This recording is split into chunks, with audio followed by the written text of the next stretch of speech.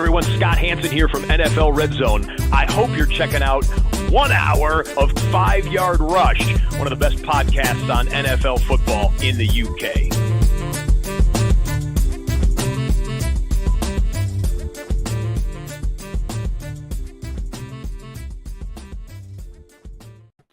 Good evening, Rush Nation. We are back. We are back with a show that was supposed to be 2 weeks ago, and then I suffered a foot injury last minute and put myself on IR, and then I explained this all 2 weeks ago when I did a show on a Sunday, which I haven't done in 9 years of this pod. I've never done a show on a Sunday, so great to have it a lifetime. I did that, and I said this will be happening. Don't worry, and it is.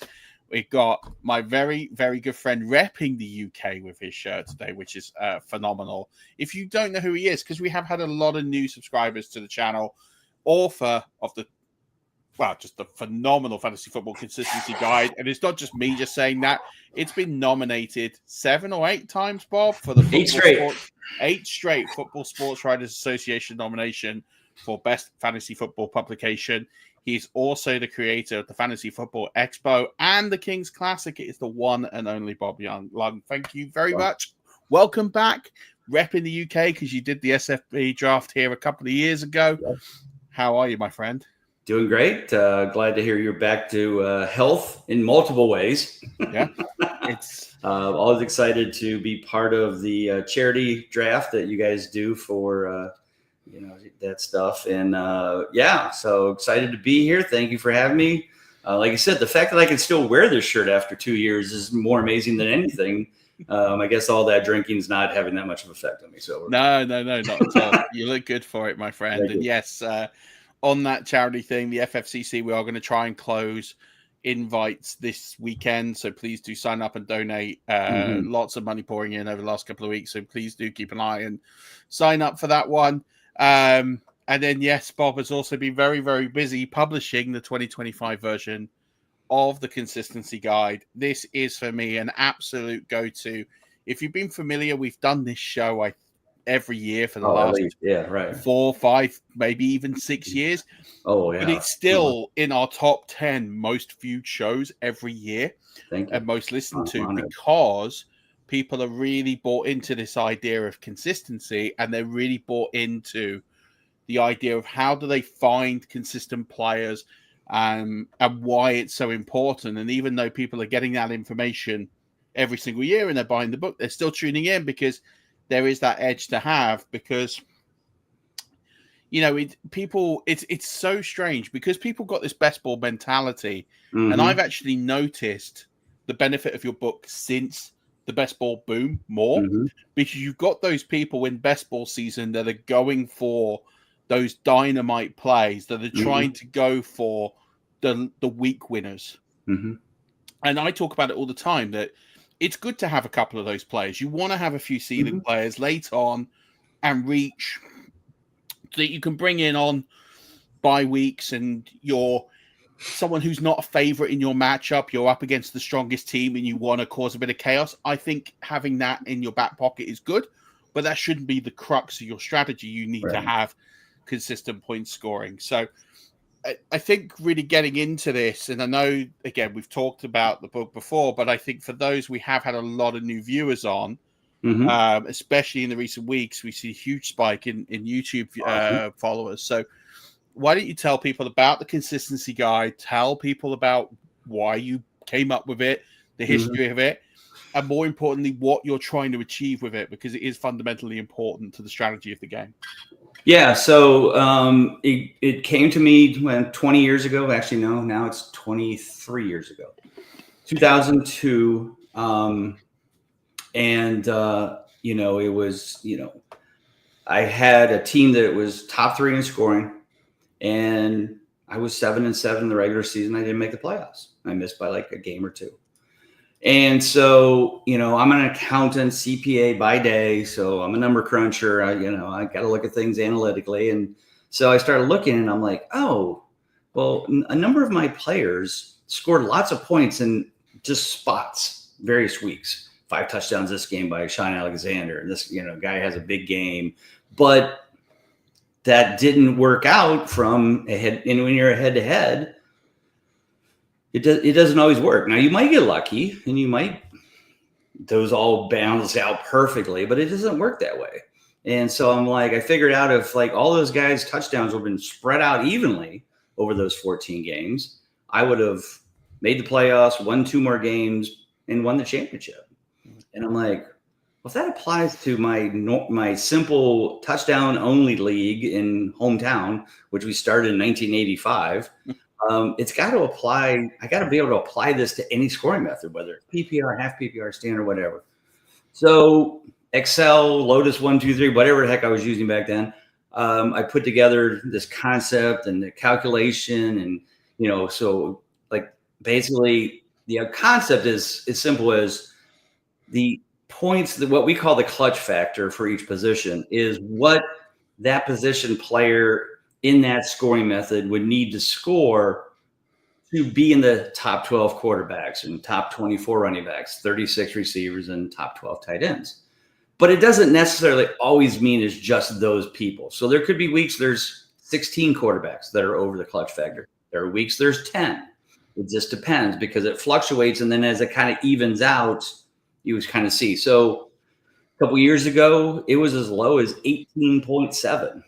Last year was back in the high 19s, low 20s. I always just say, for argument's sake, it's 20 points for quarterbacks, 11 points for running backs and wide receivers and full PPR, and about 8.5 to 9 for tight ends.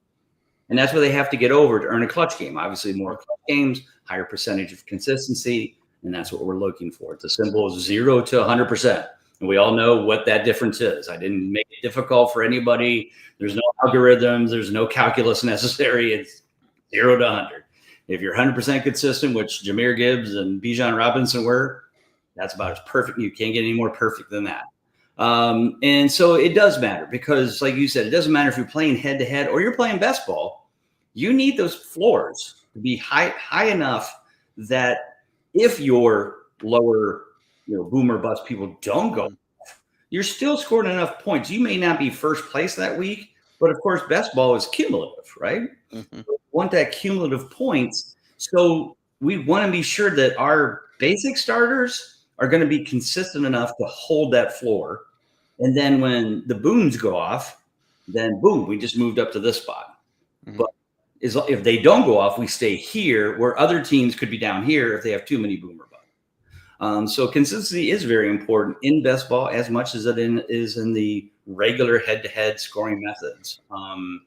So yeah, that's, you brought up a good point. So for everybody out there that's doing, whether it's Scott Fish Bowl or whatever leagues you're in, best ball, non-best ball, this consistency information for each player can help you make that decision between what could be a team that scores this many points, and so does this team. But if this team's more consistent, I guarantee they're going to have a better record. And there's even an article in the book that explains how that works, showing an example from a year in a season that two of the teams could have made the playoffs if they were more consistent, and 2 did that were more consistent. So, yeah, and I think that's fundamentally important. Is I always find that the ADP is very wonky around this time of year. Best Ball and Dynasty have come in, and they've kind of, it's not set to what it's going to be like for those casual players in August. And I talk a lot about on this channel about being contrarian, that you actually want to be different in your drafts. You want to draft differently, build your team differently. And because this best ball mentality is in, I don't want to say the mainstream, but the think of players who play quite a bit of fantasy football, because if you're playing best ball, you're a degenerate like us, right? You are at this point where you will more than likely be taking a lot of players, a lot of flyers on players who will have those ceilings. I think of players like Rashid Shaheed, right? Who I love to have in fantasy football. There is a great place to have someone like that.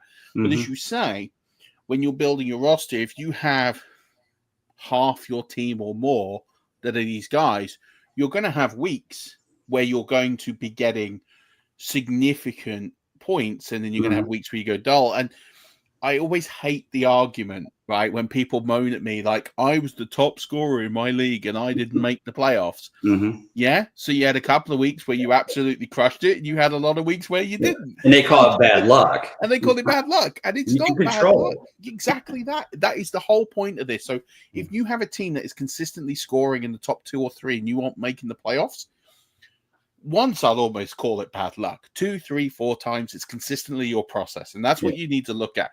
You don't need to win the regular season points scoring title. Right. You need to get into the dance, and then you need to see where you get into. And so I always view your information as vital to the early round construction. Mm-hmm. So I think past round 8, you want to take some shots, go rogue. Right. I think fair play. Like at this point, but if you the anchor of your team, the core of your team are the players that are going to be consistent. They're going to consistently, you can't afford to have a boom and bust first round, second round, third round, fourth round player. I think if this is where you can differentiate, and this is why I love your book, because whenever I'm thinking of my drafts, I'm thinking of these players. And if I'm stuck between 2 or 3 guys in my tier, I'll go to the guide. I'll literally have it up on my phone and I'll be like, okay, highest clutch rate percentage. That's as good a tiebreaker for me as ever. And I'll go over that over my own projections, Bob. Like I might project so-and-so to score 14 points more in the season, but it's how they get there is fundamentally important. And that's why I think there's so much value in what you do. I think for me, what I loved about this year's version in particular was, and you do this every year, but it kind of stuck out to me more this year, was the rookies versus the consistency. Mm-hmm. Oh, yeah. Because we've seen elevated rookie performance in the NFL in recent years. But when we say that, we haven't had that many rookies really be that level of consistency. And we had quite a few last year, which was, I think, a high, across all the positions. Yeah, it was definitely much higher last year in total for sure. I think it was 6. I think you had 6 rookies, and I was trying to break it down. I think it was the most since, I want to say 2022, maybe 2020. I can't remember. It was one of those two, but definitely more than most seasons. And last year's rookie class wasn't particularly. I mean, it was good, but I think that. It's interesting that stuck out to me. Do you want to talk a little bit about that in terms of some of the rookies that came through and why it's important to look at last year in isolation as opposed to as a general trend? Yeah. Well, first, let me just go through the numbers so people kind of understand because they don't have the book in front of them. So I started tracking this in 2010. So now we're heading into year 15, 16. Since that time, over that time period, there have been 560 rookies drafted in the first 4 rounds that were quarterbacks, running backs, wide receivers, and tight ends. Of those players, 64 of them earned over 60% consistency in their rookie season. And 60% is just good enough. But hey, it's a rookie and he's 60%. That says something. And you may be surprised who was over and who did not. Bo Nix last year was 7th or 8th in total points, 59%, just missed. But that just shows you he was good at scoring. He scored a lot of points, but he didn't do it in a consistent fashion. So that is 11% of the people actually were over. That means 89% of all rookies in the first 4 rounds failed to get 60%. And like you said, now if you start breaking it down by year, last year we had 1 quarterback, and that was Jaden Daniels. So he was 71%. Last year at the running back position, we had Bucky Irving. And I think that was it. He was 71%. And let's be honest. Who maybe you did because you're a Buccaneers fan. Maybe you actually thought Bucky Irving was going to be that good. I didn't think he was going to be that good, but I was exactly. But I was very excited, and I did think he'd bring something, and no one predicted he'd be that good. But he was a player I took a lot of late in drafts because I saw the potential there. But I agree, it wasn't one that was perhaps forecast. And what I think is really interesting about the running back position is very few rookies actually break 80%. Oh, yeah, very. And in fact, none have since Saquon in 2018. You had a couple in 2017 in that outstanding class, but there isn't many that really break that 80%. So it's hard to get there, but it's even harder to get a guy that is that elite. And I think we're going to be looking this year at Ashton Jeanty at maybe the 8th player that could do that, maybe according to the model. I mean, so if you look at the running back or wide receiver position, we had 3. Malik Neighbors, which we all pretty certain that was going to happen. Brian Thomas, probably not that was going to happen. And Ladd McConkey, probably didn't think that was going to happen. But there we are. Those 3 made it. And then at tight end, of course, the God sent from heaven, Brock Bowers, who still only had 71%, which is still very good. But, and only 5 tight ends have ever been over. So you Colston Loveland fans, you Tyler Warden fans, calm down. So there was, like you said, there was quite a few last year for sure, and then as we look at this year, is Jeanty going to be that guy? So the one thing I did want to also point out that it's not obvious from the article and from looking at it. The amazing thing is that but almost all of the wide receivers who hit that mark continued their consistency going forward. I was going to bring so, you look at this list. It's, Mike Evans, Cooper Kupp, Jarvis Landry, Justin Jefferson, Jalen Waddle, Juju. Well, Juju had a little bit of a string. Yeah. Basically Kelvin Benjamin, maybe Juju died off quick. But Chris Olave, Julio Jones, Jamar Chase, AJ Green, Michael Thomas, Odell Beckham, all continued. But if you look at that same group of running backs who exceeded, they are all over the board. Eddie Lacy, 87%, fell off the face of the earth the next season. Doug Martin in 2012 was 81%. Clyde Edwards-Helaire, TJ Yeldon. He's my favorite on this. Greg Richardson was our Cleveland Brown favorite. I saw Yeldon on here and I thought it was a typo. I was like, what? I don't remember TJ Yeldon being good at fantasy. Just because a running back is really good in his rookie season doesn't necessarily mean that he's going to come back and continue that success. So that's one thing I also wanted to point out. And quarterbacks and tight ends are kind of the same. I was going to bring up when they may hit, they usually stay there. And I was going to bring up the quarterback because there was a really interesting one here because on the list from 2023 was CJ Stroud. And CJ Stroud had that phenomenal year where he had a phenomenal season. And the following year was a bit of a mare, like he just sort of disappeared off the face of the earth. And I thought, how did a player go from being so good to, and there's a lot of technical reasons why, and player shifts and coaching shifts. But also, I looked at the point total versus his clutch game rate, and actually it showed that when he scored points, he scored a lot of points, but his clutch rate was bang on 60%. So actually, if he was like 80%, and we'd seen this decline, then we would have gone, what's going on? When you see 60%, you think, okay, so all it takes for that performance to slide is a couple of those games where he just hit the clutch game percentage to just fall just under, which is what happened. If you actually look at the game-by-game trend, and that's what happened, is the big games kind of went away, and those games that would have just been clutch games, those 20 points, fell to like the 18s, 19s, and he was just short. And so what happened is his consistency. What is the true version of CJ Stroud? Are we going to see more of the 2023 version? Are we going to see more? I think it's going to be somewhere in the middle, ultimately, is where I think we're going to get to. But I found that really interesting, is I like looking at the players who are on the fringes. This isn't true of everyone because Jahmyr Gibbs is another one who was a 60% player and he has just shot up and up, and Josh Jacobs is another one, and Devon Achane were just above those 60s. So don't take that 60% as just Mike Evans was 60%, and Cooper Kupp. So it's not always that, they just made it. But I think it's good to see him pull it into a 2-year and a 3-year trend when you're seeing. And the tight end one is the one that I think when you look at it, you go, wait a minute, no Travis Kelce, no Gronk, no Tony Gonzalez. Well, I guess Tony Gonzalez before that.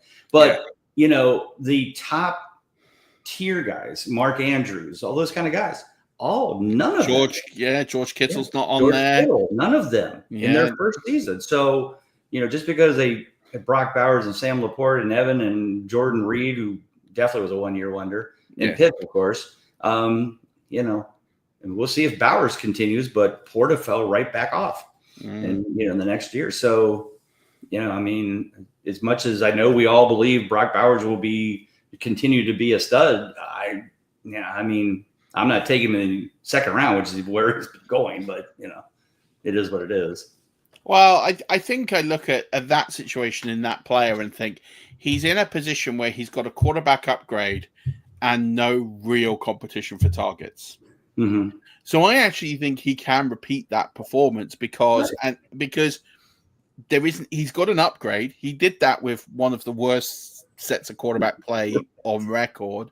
Right. So he's getting an upgrade in Geno Smith, whether you like Geno Smith or not. Right. I don't think anyone can sit here and argue that he's worse than what they had last year. No, definitely not. So he's an upgrade and he's an accurate passer. And on top of that, you've got this situation where it's Jacoby Myers, Jack Beach, I think is a bit of a wash, and Ashton Jeanty. And I think it's Brock Bowers. I'd be quite happy to take Brock Bowers to the moon because I just don't think targets is such a thing that he's going to get a huge volume of them.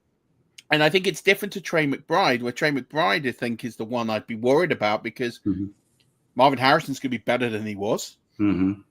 They're going to spread the ball around a bit more. He is one I think I'm slightly a little bit more concerned about. But Brock Bowers, I'm not, because I think all things equal, he's only going to get better. Right. But I can see the concern, and I think it's where we don't want to necessarily run away with the 1 year thing. And I think his price is going to be driven up, and I could totally understand people pivoting on the price. I sort of probably am not going to pay it more often than not, but I think if there is a value to be had there might be one or two teams I might try it for a bit of a contrarian view. But I think from a consistency perspective, I think he will deliver for you this year for sure. Especially at tight end, So let's move into 2025. Let's do a bit of the analysis in the book. And I don't want to spoil the entire book. I'm going to put a link into the show notes. We're actually as well, Bob, we're going to give away 3 copies of the book as well that we are going to purchase and bring on. Someone's saying bolt up. Yep, bolt up for the Chargers. Yes. So we're going to give away 3 copies of the book. We're going to purchase 3 copies of the book for people on Amazon. So I'll share some details as to how you can win that at the end. But let's talk a little bit around this piece here with the quarterbacks. And we've got here, you've kind of got them into 4 tiers, I believe. So I'm kind of curious to see the why you've sort of tiered them the way you have. And I think particularly because you've got one player in tier 1 with a significantly lower clutch game rate than the player who's at the top of tier 2. So what the thinking was around that and kind of why you split your tiers like this. So I split up usually tier 1 and tier 2 into A and Bs. And the reason for that is most of the times when you look at, when you talk to anybody about, the tiers and you say quarterback, upper tier, I would say 9 times, maybe 8 times out of 10, you're going to get Lamar Jackson, Josh Allen, Joe Burrow, Jaden Daniels, Jalen Hurts. I mean, maybe somebody will float one in or out. Maybe some people put Hurts down in the lesser tier, but it just depends who you're talking to. I mean, Jeff Manns, I think, has Jalen Hurts like number 3. So it just depends on who you're talking to and their love affair for those players. The concept is that the QB1A should be a quarterback that's going to be at least above 70% or has been 70% or higher. We hope there would be in the 80s, but quarterbacks have actually, quarterbacks are now becoming the new tight ends. If you don't get one of the top ones, you really got to hope you get lucky and get one of the lesser ones who do pick it up a notch like Mayfield did last year. But all those guys have been in the 70s, some in the 80s over the last couple of years. So they qualify for that. Then tier QB1B is more for like the 60 to 75, 80, whatever. So they're a little bit less. Not that they haven't been there, maybe even were last year, like Mayfield was. But the repeat is we haven't seen them do it more than once. So sometimes I keep them down, like I'm going to lower my expectations, but I still have them just outside, like Baker at 6. So that's kind of how they're put in there. Any changes in the offseason certainly have an effect on it. Did they get a better offensive line? Did they get another top receiver in the rookie draft? So all those things come into play. But what I'm doing is kind of saying these guys all have the potential to be that, 67 to 80% or higher. And that's what the tiers are for. And then in QB2, it's a little lower percentages. Obviously, there's your backups. So, yeah. Yeah, I don't think there's a lot of controversy in what you've got there. I probably have Baker probably, I'm not too far off the top 6 you have or the top 6 I have, slightly different order, but Right. I don't think they're very far away. I think you can cut and splice them. My only thing is I probably would have put Baker in that first tier and I'd have had a tier at 6. That's how I view that is Right. It is a tier of 6 for me, or you could go a 4 and a 2. I'd have probably Burrow and Baker just a tier behind the other two, but however you splice it, but it's different horses and courses. The two names I think that are really interesting to me in tier 2, and I completely agree with kind of where you've got them as well. One I think is a little higher than I have, but the other I think is almost sort of bang on the way I've got them, is Caleb Williams, who returned 35% clutch game rate, finished QB 22. And you've got him at QB9. Now, obviously, you've probably got many good reasons, and there are many reasons why we'd expect to bump, especially from a rookie.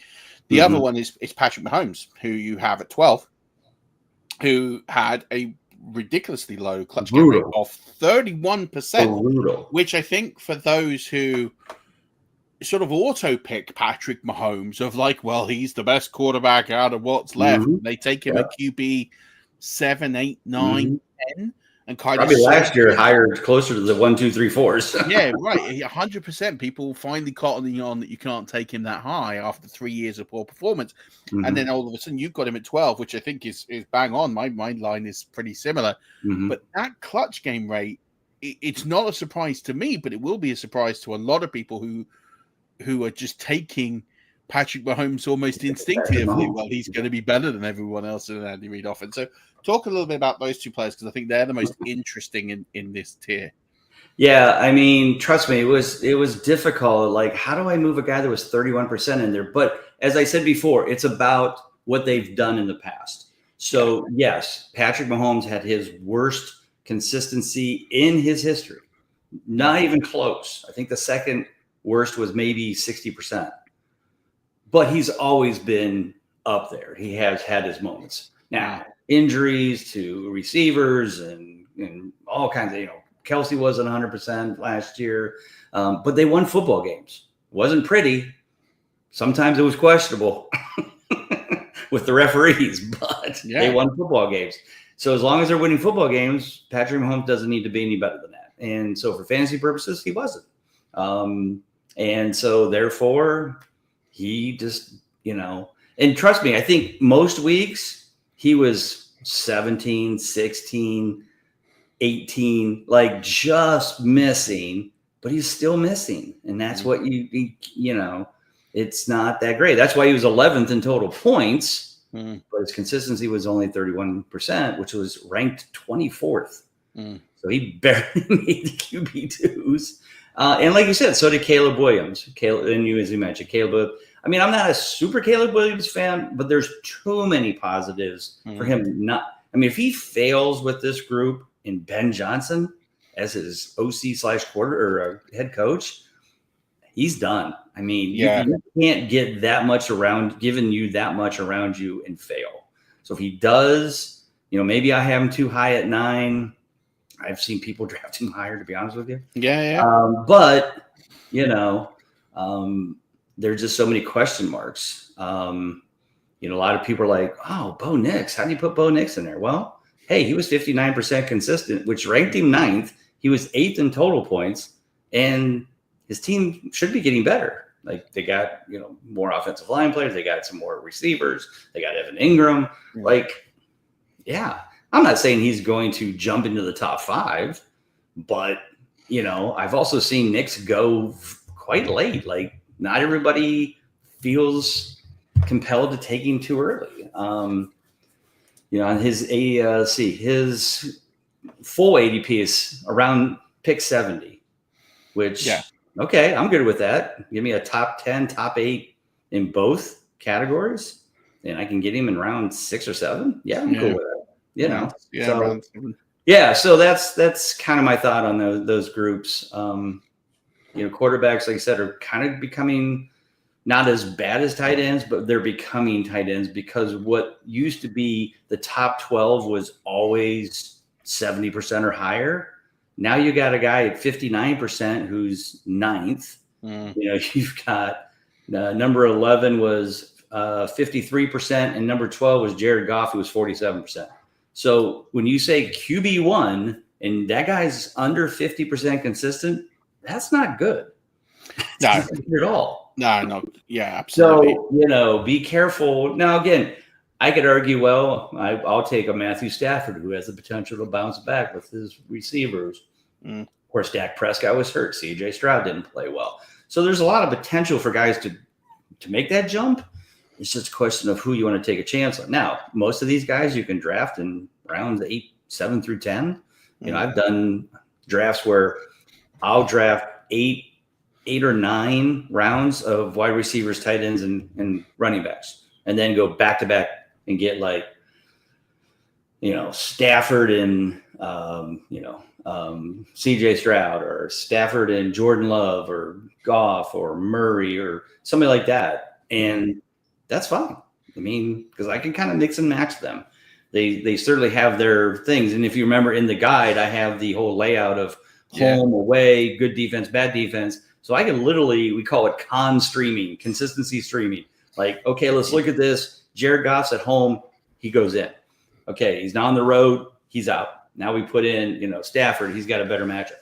So you can almost play that and get almost a QB1. It's not perfect scenario, but it can be done. That's for sure. By the way, shout out to Jared Goff because he is Mr. Consistent. In all 3 years, in the last 3 years, his clutch rate is 47% every year. Every year. He's consistently average. Mr. 47%. Jared Goff. You got to shout that out. In a consistency guide to be that consistent. It's kind of anomaly. Yeah, I actually had to double check the numbers. I'm like, this can't be real. I must have did something wrong. I looked, no, that one's right. Yeah. But and he's a guy that, I always tell people, I'm like, I have him ranked in the, top 12. But I always hey, here's what you want to do. Go into your drafts and tell everybody you can't wait to get Jared Goff because he's been ranked 6th, 7th, and 9th in total points the last 3 years. And I can't wait to draft him and then hope somebody grabs him around 6th. And then you don't have to worry about it. 100% take the problem away. Yeah. I want to talk about one QB in the 4th tier, and he's one that is, I think, the most polarizing of quarterbacks in this year's quarterback class for fantasy football, and it's the top of tier 4. It's Drake May. Now, I've had analysts on here talk up Drake May as being someone who could potentially, they're taking him over Bo Nix and actually think they'll finish above Bo Nix. I've had people on here talk him up to be a top 7, top 8 QB. I've had people on here talk him not be that. I'm curious to you, Bob. You've obviously got him at the top of tier 4, and I know last year was a bit difficult, but the thinking is that potentially the rushing upside that Drake May could bring makes him a far more exciting prospect than the players he is being drafted around his ADP. I get it. Can't argue with it. But here's what I will say. If he runs that much, last year he missed 4 games. Guess what? It's probably because he runs too much. Because he's taking hits, he's getting injured, he's pulling hamstrings, whatever his injuries were, and I don't know. I'm just guessing. Well, I think he didn't start the season, did he? Because the first part of the season... that might be part of it, too. Yeah, true. Because the first part of the season he wasn't the designated starter. They went to him when week 3. Oh, that's right. Yeah, you're right.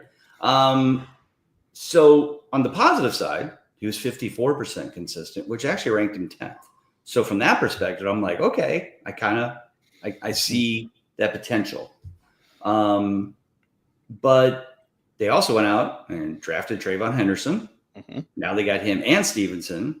So now you got a 1-2 backfield. Stephon Diggs is their best receiver, which maybe is good. Depends if he can stay off boats and away from girls in bikinis, but we don't know. He could be great.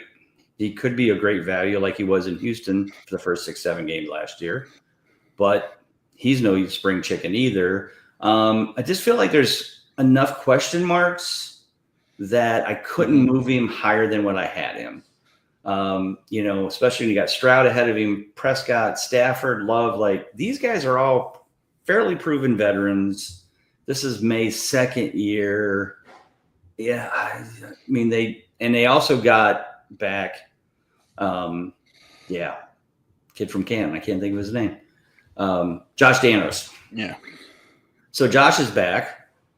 Does that change the offense? Are they going to run more, run less? I don't know, because they had Tom Brady the entire time Josh Danos was. So yeah, of course they're going to throw the ball because Well, and Josh McDaniels. I think there's just too many question marks for me to put him that much higher. I mean, if I get him as maybe my backup, I'm okay with that. But if somebody wants to take him as their QB, the QB8 off the board, good for them. Yeah, I get that, and I think the Josh McDaniels point is valid, because everywhere Josh has gone where he's not had Tom Brady, he has stunk the place out. Yeah. So it is a fair assessment to see what he does, and prudency there is. If someone takes the punt and they do well out of it, then you have to applaud them. But I can see where people would want to pass for sure. Let's move on to the running backs. You have a player in your top 4 who, by the way, is in my top 4. So I'm completely on board as your 4th ranked running back. But I think it would be a name that will surprise some people that he's there. And also you have a surprising name at number 1. Do you want to talk through your tier 1, why you've got the player you have at 1, and more importantly, why you've got the player you've got at 4 in your tier 1? Because I know what you're going to say, and I'm on board 110%, but I want you to tell the viewers why that's the case. So my number 1 is Bijan Robinson. As I mentioned earlier, him and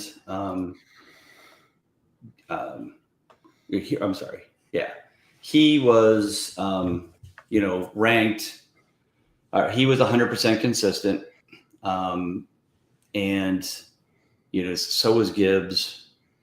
But the one thing that you look at was, well, Gibbs really picked it up when Montgomery went down. When Montgomery's there, he's still very good and still going to earn those consistency points. But if Montgomery stays healthy all year, I don't think he can put up as many points as Bijan could when Bijan's at his best, which I think that's going to happen this year. I mean, so again, you're splitting hairs. Yeah. If you want to take Gibbs over, if you want to take Barkley first, I'm not going to argue with anybody about it. I just had to rank them in an order, and that's what it came down to. So that's what I went with. Absolutely. But let's talk about player 4, because he's one that has been around for pretty much since the beginning of time, it feels like. And he's a player who people just continually knock every single year, and every year he crushes ADP. And I don't understand how he's not in other people's top 4s, but he's in yours and mine. Talk about this player. I'm sure people. It is the alien we know as Derrick Henry. Yeah. And that's exactly what he is, folks. I mean, there hasn't been many people like him.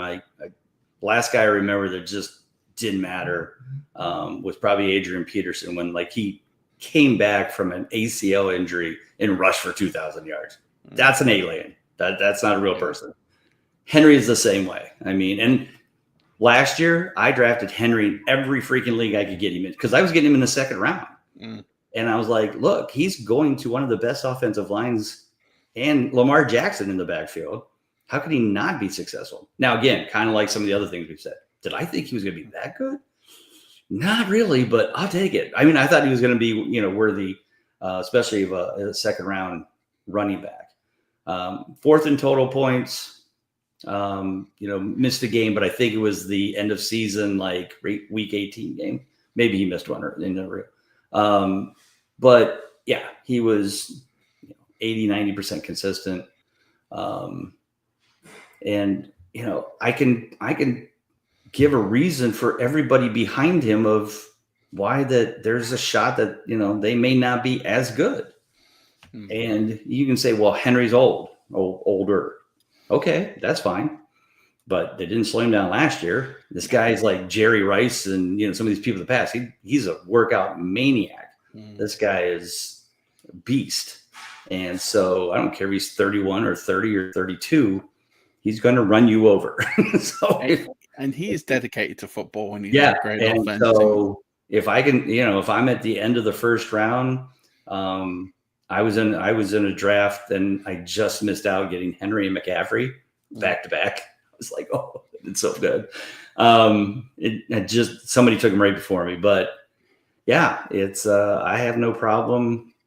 I me, I'm not a huge fan of rookies, and no. You all can take Ashton Jeanty before Derrick Henry. I'm perfectly fine with it. I'll take Henry, and if Jeanty does great, good for him. Yeah. Good for you. But I'm also not going to tell somebody at the end of the year when I didn't make the playoffs that like, oh yeah, I took Jeanty before Henry. They're like, what were you thinking? I don't want to have that conversation. So exactly that. I'm with you on that 100%, and I'm fine with that. Jeanty is in your tier 2 with I think the usual mob. I think the only name on this list that's going to shock a few people, and I don't think it's that shocking, but he is higher than some players. But he did have a great year last year, and he warranted it on where he finished overall last year, is Josh Jacobs. And what surprised me about this was his clutch rate was really high. I knew Josh Jacobs had a good season, and I know he's highly consistent, but I didn't expect him to have a 94% clutch rate.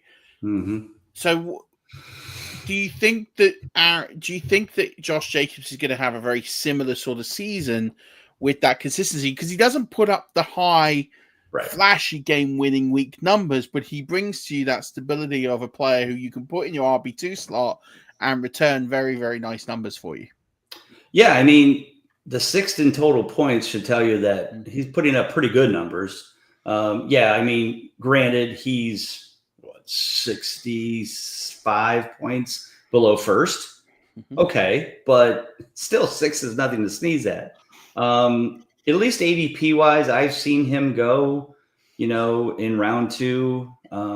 So it's not like people are down on him. Actually, the one person that people are down on that had a very good season is Aaron Jones. Yeah. And so people are like, his ADP is 70, and he was one clutch game away from matching Josh Jacobs. He was at 88%, so he was 15 out of 17. Jacobs was 16 out of 17. Aaron Jones did not put up a high numbers on an ongoing basis because he ended up 14th. But so I'm getting Aaron Jones as my RB2. Josh Jacobs, like I said, most of the drafts that I've done so far, he's being chosen around the Jonathan Taylor, Bucky Irvin, Kyren Williams, Chase Brown level.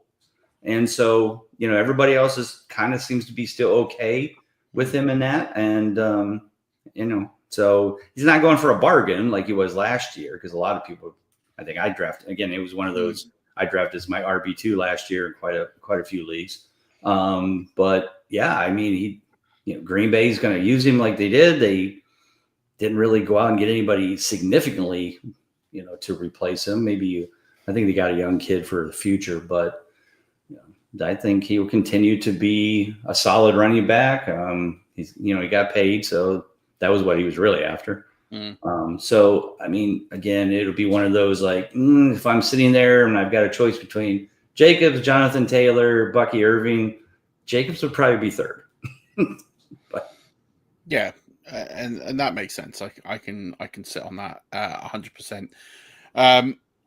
Tier 3, it's pretty run of the mill. The one player I would call out in here that I'm significantly higher on is Alvin Kamara. He got a 93% clutch rate last season. Mm-hmm. He's in an offense that has less offensive weapons than it did a year ago, and so therefore, I'm keen to know your thoughts on Alvin Kamara. And do you think of all the backs that are left, he could be the guy that kind of jumps up and outperforms ADP? Because he's going in round 5 right now, and I think that ADP is delicious. Personally, I'm sorry. Yeah. I mean, so Alvin Kamara to me is, if he had anybody, any veteran quarterbacking versus a rookie, I would probably have him in tier 2. Okay. You put a rookie back there like Tyler Shuck or Spencer Rattler, who basically is a rookie.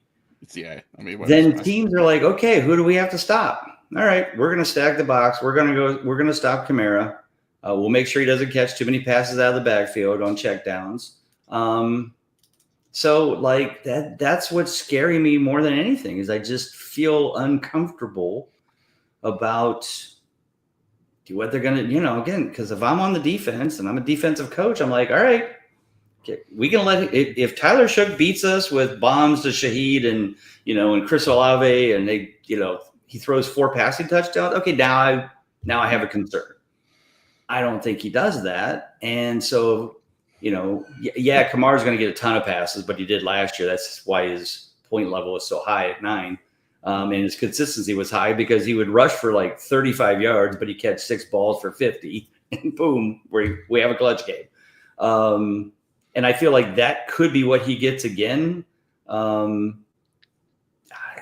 like I said, there's also my concern that, even Derek Carr was serviceable when he was playing.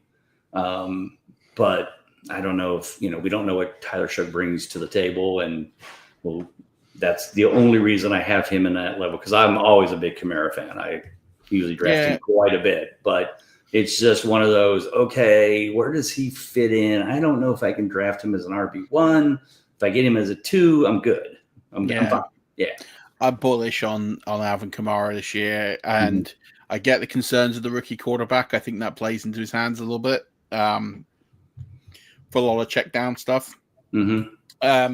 But also, I just back Kellen Moore. You look at what he did a year ago with Saquon Barkley. He's just a firm believer in getting the ball in the hands of the best player on the team. True. Yeah, true. And the difference between Alvin Kamara and the next best player on the team is about as wide as the chasm on the Grand Canyon. Like, Chris Olave's great, but he's one concussion from being finished in the NFL. Yeah, right. Is there anyone on that roster that's really worth a pinch of salt? Like Brandon Cooks, who's like, I don't know where, like, after how many years, Bob Means, like Rashid Shaheed, but he's a deep ball threat, so he's not going to threaten that range of the field. And then Juwan Johnson, he can't stay healthy. Yeah. Like, it to me, it just feels like it's going to be all Kamara all the time. My worry is... And that's kind of what it was last year. And then he gets hurt. He wears down at the end of the season and misses the last 4 games. So that's another thing that kind of scares me. Like, he could do the same thing. He could be on wildfire for 14 weeks, and then playoffs come, and you're like, oh, there he goes. He's done. Yeah, that is the only worry, but I'd still be prepared. When you get that many catches out of the backfield, these defensive backs are going to spear you as soon as you catch the ball. So hopefully you can get out of bounds a lot and not get hit too often. But 100%. I'm going to move on from running back. So we'll shout out my guy who I tout up every single year, Brian Robinson Jr., 64% clutch rate. He's in your tier 4. Yeah. He's an unsung hero, but to people like you and me, he's a guy we get a lot of because he's so significantly undervalued for the role that he has. And he is a very, very good flex player when you need to bring in a flex or a backup to come in and play, because he just is consistent. He consistently scores points. He's never going to thrill you. He's never going to get that huge spike week, but he is a very consistent player who scores fantasy points, and he's a very useful player. So whenever we talk about this, I think we bring Brian Robinson up every year as like the perfect. Yeah, Brian Robinson, Dave Montgomery, man, it's like those two guys. Yeah, they're the perfect like round 8-7 guys as your backups. You're not necessarily starting them on your team, but they're great people to bring in. You got an injury one week, you got a bye week another, and they stop your roster from going completely to pot because they just hold the ceiling. And they're glue players for me. They're the glue players. They're like the sixth man in basketball almost. Like they come on, they do a job, and no one ever remembers them, and they're never really the big glory guys. But I can think of so many times I've made a playoffs because of guys like David Montgomery, Brian Robinson Jr., because they've held the glue when I needed that sort of 2-3 week solidity performance. So these guys, and this is why I love this guy, because it validates that thinking that those guys are criminally undervalued, almost like you're playing Moneyball with the Oakland A's here, because no one sees the value they bring, which is in Moneyball, if you've ever seen it, it's all about baseball players that get on base, right? Doesn't matter how they get on base, they get on base. Brian Robinson Jr., David Montgomery score points. Doesn't matter how they score points, they score points, and they always score points. Criminally undervalued every year, both those players. They are players who I would take every day of the week, twice on Sundays in leagues. Let's move on to wide receivers. It's definitely a position that has a lot more consistency and I think a lot easier to predict than the other positions for sure. And I think where it strikes some interest to me is the top seems to be easy to separate that tier one, and your top four are my top four. So that was pleasing for me to see. And I don't think it's going to shock anyone. I don't think we kind of need to go too far as to why Chase, Jefferson, Lamb, and Brown are the top four, right? Because I think that's pretty clear, and I'd be shocked if anyone has a different name in there. I mean, I've seen some people have Neighbors at 4 and St. Brown's down. And again, in a dynasty league, I can kind of see that. But maybe that's like the 5-6 kind of role. But let's talk about tier 2, because this is for all your tiers, it's a huge tier. It's got 12 players in it. Yeah, so I do the wide receiver 1Bs and 2As because I feel like they're close enough. Like, T. Higgins could easily be in the top 12. If there's just a lot of, you could rotate any of these people, and if you took any of them, I'd be like, yeah, I'm fine with that. It's all good. There are 2 names in here that surprise me a little bit. Okay. The first one is Garrett Wilson. You have him ranked at 9. He has the lowest clutch rate of anybody in here, right, at 65%, which ranked him 26th amongst wide receivers. He did have a good end of season renaissance, but I'm curious to see why you've got him at 9. What's your sort of feeling and take there because of the clutch rate not being? I know you rank in previous years as well. That was probably a bit better, but I'm keen to get your thoughts there on him. So while Justin Fields, who's the new quarterback, is certainly not the best passer by any stretch of the imagination, what I do know is that Garrett Wilson and Justin Fields were teammates at Ohio State. Therefore, let's be honest, if anybody's going to throw the ball to anybody, it's going to be Wilson. Yeah. The past he's had, of course, a lot of garbage quarterbacks. Even freaking Aaron Rodgers wasn't that good. His total points always seem to be fine because he'll have his big games. But his consistency wasn't very good because, well, the whole team's consistency wasn't very good. No. But if he earns 2 more clutch games, because now Fields is targeting him more than anybody ever did, that puts him 11th. He'd be 76%. Even a 12 out of 17 puts him in the top 20, which is, close enough. So I feel like I might have him a little higher than most, maybe even too high. But I also feel like this kid's got the talent. And if Fields and him start clicking like they used to at Ohio State, I feel like it's going to be a simple thing. Like Justin Fields is going to backpedal, look to Wilson, throw it, or run. And while he's running, he may still look for Wilson to throw to. So any tight ends, Breece Hall, Allen Lazard, whoever the number 2 is there, they may get like 3 targets a game. I may be wrong. I mean, obviously that's not the offense they're going to draw up, but that's the offense I see happening. And so that's why I have him moved up, because I just feel like he's just going to get blasted. It's kind of be like Nico Collins and those kind of players that you just know they're Malik Neighbors. Like they're just good, so good that they're just going to target them a lot because they're going to get open. So same way with Garrett Wilson. Yeah, no, that's absolutely fair. The other one was Ladd McConkey, someone we mentioned earlier. Bit of a change in the wide receiver room this year. And then obviously now John Harbaugh's got 2 new running backs, and we know what he likes to do with running the football. Mm-hmm. Your thoughts on Ladd McConkey and how he could step up this year? I mean, I feel like last year might have almost been too good to be true. I left him in that spot because his consistency was still only at 21%, but he was 14th in total points. So I feel like his consistency could move up. I mean, they still really don't have Quentin Johnson hasn't done what we need him to do. They brought Mike Williams back because, well, he needs to get hurt again and for the Chargers. That's the only reason they brought him back. I don't know. I don't know how they even get insurance for this guy. But anyway, so McConkey's really all they got. Like you said, they're going to run the ball. And I think McConkey's just their insurance policy or their security blanket for Herbert. And he's going to continue to be that. And if he just matches those numbers, he's going to be right there and as a solid wide receiver too. Yeah, absolutely. I can definitely see that. And I think a world that he's definitely the talent in the team. And I think that is really crucial. He will definitely get there for sure. I want to talk a little bit about Mike Evans. Mike Evans is in your tier 3. Mike Evans, Mr. 1,000 yard seasons, is again the epitome of consistency for sure. He also, missed several games last season with injury, and yet still put up a wide receiver 1 season. Do you think that he is someone who can break the top 12 again? Because his clutch rate's still decent. It's still in the 70s for the second year in a row. And I know he had a bit of an off year in 2022, but he's a player that tends to be in your metrics kind of a consistent over 70% of the time clutch game player.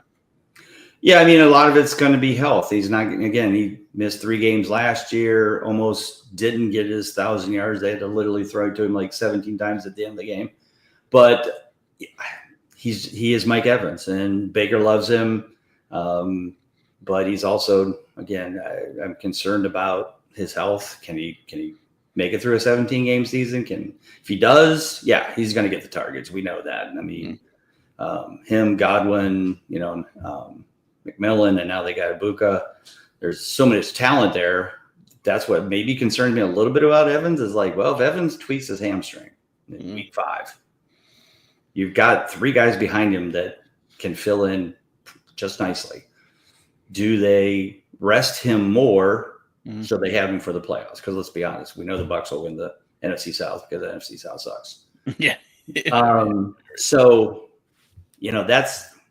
that's one of those things. Like, you start looking at that scenario, it's like, he tweak here, tweak there.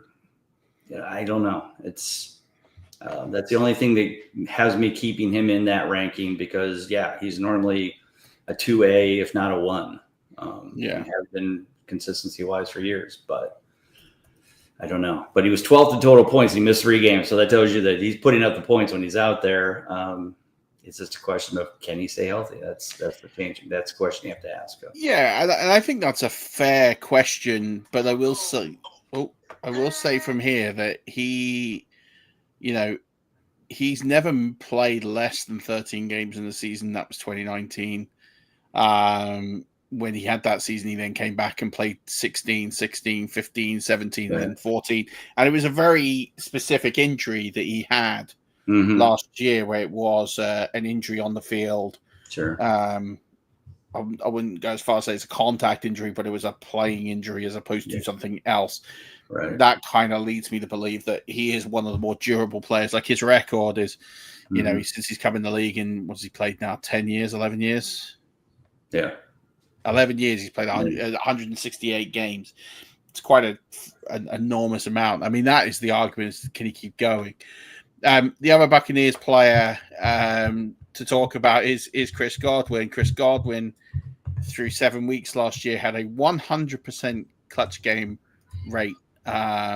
rate percentage, which ranked him first amongst all wide receivers. But obviously, he has durability issues. He might not be fit for the start of the season.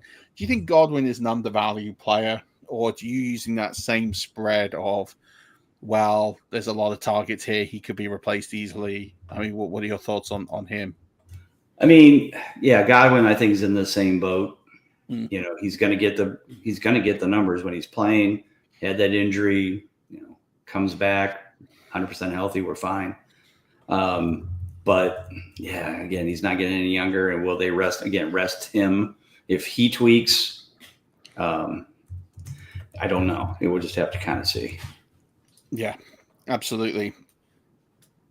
Tier 4, you got, again, these players, there's no one really in here that's a big shock. Jawan Jennings might be a shock to some because, there's not going to be any Brandon Ayuk for a while, but I think everyone can kind of understand why he's going to be there while he's there.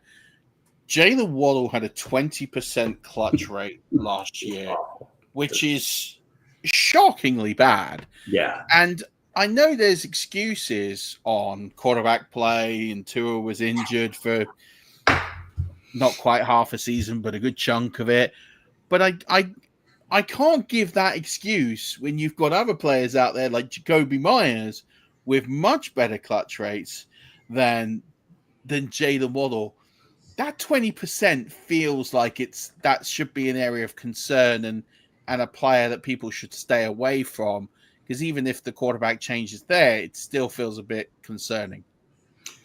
Yeah, I mean, I've seen arguments of, well, the Dolphins' defense sucks, and they only have 3 players to throw to. It's Achane, Hill, and Waddle. Well, okay. Well, wasn't that the same problem last year? Yeah. And it was brutal. I mean, certainly Tua went down for a little bit, and that didn't help. But even when they were playing, it just didn't seem to click, whatever it was, or the offensive line, lack of time, whatever the case may be.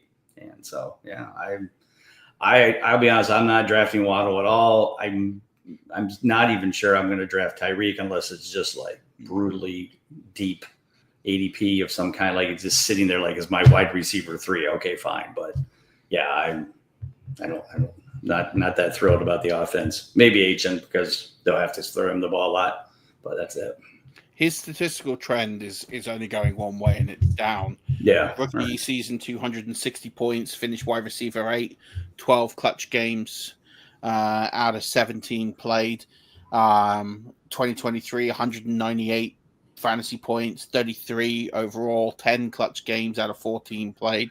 And then last season, 145 fantasy points, 48th overall, 3 clutch games out of 15 games played. It doesn't feel like there's a player there that I'm eager to draft in fantasy football. And this is where the guide is so good, is you can look at this history and it's starting to point to you these statistical trends of these players, and it's backing up their point trajectory and why actually you should be stepping away from these players because it is sort of really painting a very, very telling picture. So it's well worth getting the guide for that. We'll quickly touch upon tight end. It is a bit of a basket case position. It's not an area I tend to invest too much on. We kind of alluded to this. You have 3 players in your top tier, which absolutely no one is going to debate over whether they might want to debate who the 2 and who the 3 is. I don't think anyone's debating Bowers, McBride, and Kittle, and the reasons they're there, and they're players with relatively similar clutch game rates and, targets and what they achieve. So I think we can pretty much sort of leave them alone because it's pretty self-evident as to who they are, what they do. The player I think that will probably be the most polarizing in your ranks is TJ Hawkinson at 5. Obviously coming off an injury. So last season's stats with, finishing 32nd in tight ends, 40% clutch rate. I don't think you could really put too much stock in that. He wasn't healthy. Where's your thinking on TJ Hockenson in this bounce back year? How are you seeing that play out? It's tough to predict. You have to believe that with a rookie quarterback, he's going to need a security blanket. Yeah, he's got J.J. Jefferson or Justin Jefferson, but I feel like teams are going to be like, okay, we'll double team Jefferson, and then it's Hockenson and Addison. Well, Addison could be in trouble. We had some off-field issues. So I feel like Hockenson has a lot of opportunity to bounce back. I mean, certainly can't get worse. But it's all health, obviously, because he missed 7 games last year. So it's more the opportunity, the percentage. No, I mean, I think it's going to be really interesting. I have in my projections where I have TJ Hockenson, which isn't as high as that, but I can see the argument both sides. I think he, for me, becomes, for his ADP, he becomes a worthwhile risk, I think is a fair assessment, because you know what you're getting with the rest of the positions, and why not just take a blast and shoot for the moon. Last season, there were 5 players with double-digit clutch games: Kittle, McBride, Bowers, Smith, and Andrews. Do you think 5 players or more break the double-digit barrier at the position this year? Or do you think it's going to be less? And I think there's always potential for more. I mean, Kelsey was down, Laporta was down, Ingram was down, Kincaid was down. A lot of those guys have the potential to be better, better situations, better health, etc. So, yeah. Yeah, I think that's fair. Only 3 had consistently double-digit points last year, so it'll be interesting to see how they get on moving forward with the XCon formula that you've got worked out brilliantly in the book. So we're not going to break down that, but obviously the 3 above, you can see why they're 3 above with the formulas. This has been amazing. As I said, we're going to give away 3 copies of the book, and this is really to tell who has been paying attention. So you'll need to go back. Bob and I mentioned 2 running backs in this show that we talk about every single year as glue guys and players that we seem to talk about every year because they're not sexy, but they just automatically score points. And I used a Moneyball reference, so you should be able to listen out and get it. All you need to do in the YouTube comments is tell me the name of those 2 running backs. And if you get those in the YouTube comments, first 3 people to do that, I will then find a way to get in touch with you, and we will get you a copy of Bob's guide out to you. So it has to be exclusive to YouTube. So if you're listening to this on the podcast, pop over to the YouTube, hit subscribe, and then fill it in on the YouTube comments. So first 3 people to do that will get copies of the guide. We'll make sure it gets out to you in due course, ready for season. Bob, it's been amazing. I will put a link out to the book so people can buy it if they don't win one. But why don't you tell everyone where they can find you in the internet? And obviously you got the so many places. The expo. Yeah, you've got the expo coming up, so tell people where they can go if they're interested. And I know you still got a few tickets on sale. If they're US wide, we do get a lot of US listeners. So great. So websites, Big Guy Fantasy Sports for all the consistency, articles, tools, etc. The Fantasy Football Expo, if you live in the States and you want to come to that, August 8th through the 10th in Canton, Ohio. Don't miss it. You should be there. Twitter is @Bob_Lung. And @the FF Expo across all socials for the expo. So, sir, thank you for having me. As always a pleasure. Listen, it's always a pleasure whenever we get together. It's always great fun when we chat. I really appreciate the knowledge. This is, again, an episode I get requested every year, especially from our patrons and people. So this has been full of knowledge. It's going to be clipped out of galore on the YouTube as well. So I'm looking forward to people enjoying this. Make sure you go and buy the book, support it. First of all, it's like $12 or, it's not a lot of money. It's a couple of pints and a couple of drinks. I promise you, you will draft better because of it. I have bought this book every year for the last 8 years. Even though Bob sends me a copy, I still go and buy it because I want to support him, and also because I like to have the hard copy and I like to write my notes in there. But it is a phenomenal guide. I opened up in 70 drafts. So please go and buy it. Support Bob and all the great work he does. Give him a follow on the X Machine, and tell him how much you love the book and tell him that I sent you. We will be back next week. We will try and get another sterling guest on here as well. We are rolling with fantasy football. Sign up to the FFCC. Keep an eye out for the listener leagues. We'll be dropping really soon. Just support everyone. Do me a favor. It's hot this weekend. If you just get 2 minutes this weekend, I've heard so many stories from people in our community over the last couple of months. With people that have lost. That we talked about Antti Severino a couple of weeks ago with Jim Coventry. He came on, did a lovely tribute.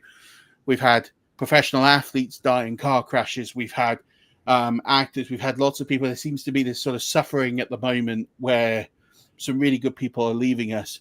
Just do me a favor this weekend, 2 minutes, pick someone you really appreciate, drop them a message and just tell them that how much you appreciate them. Perfect. That's what I'm asking absolutely everyone to do. Get an opportunity just to tell someone how much you appreciate them. You never know. This world is short. Our time is short on it. Yes. Take that opportunity. I promise you're never going to regret it. Do that for me if you could. Until then, Rush Nation, we'll be back next week. Enjoy your Scott Fish Bowl drafts. I'll be live tomorrow drafting in London, so I'm looking forward to that. Until then, as always, don't forget, keep rushing.